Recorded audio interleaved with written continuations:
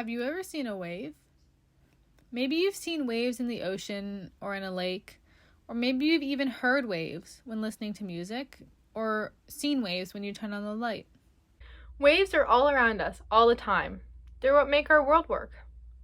A lot of waves are invisible to our eyes as they fly around us, but since waves can be translated into different mediums, we can use things like string, water, and other objects to visualize waves.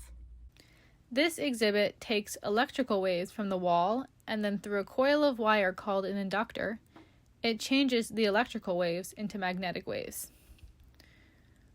Once we have these magnetic waves, we can use a magnet which vibrates or bounces up and down from the magnetic waves. By adding the magnet, we can see the invisible waves. Next, we add a stretchy string on our magnet. The string just shows us what the magnet's doing. So if the magnet vibrates at a certain speed, then the string vibrates at the same speed. Here we see the string stops at a certain place, which makes what we call a standing wave. As we change the length of the string, we can see the wave change. Although it may look like the string is not moving at all, the string is actually moving so fast that we can't see it. When we put our video into slow motion, we can see that it's only one string moving back and forth very quickly. The string can show us one of the properties of waves, known by the name of resonant frequency.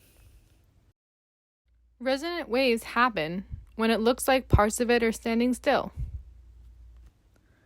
The resonant frequency can be affected by the length and tension or tightness of the string, which is why on the exhibit, as you turn the handle and the stretchy string changes tension or tightness, you see a different number of bumps.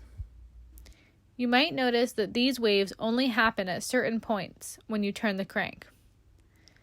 This is because only special places along the string can create standing waves. You might notice some places where the string doesn't even look like it's moving at all. These places are called nodes. And the string really isn't moving there. Depending on the length of the object or the tightness of the string, there'll be a different number of nodes. Standing waves can happen at any frequency. It only depends on the length of the string. You can try and make a standing wave with your friend by each holding one end of a long rope.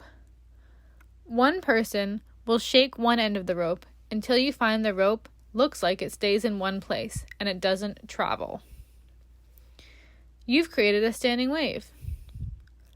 I first became interested in this effect when I learned how common this effect is all around us. Whenever you use a string instrument, there's a standing wave that creates each and every note.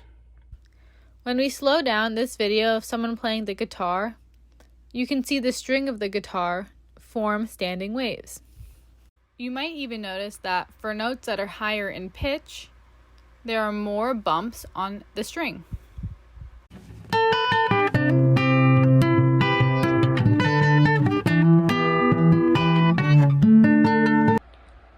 Wind instruments like clarinets and trombones, and even larger instruments like an organ, all use standing waves to create sound.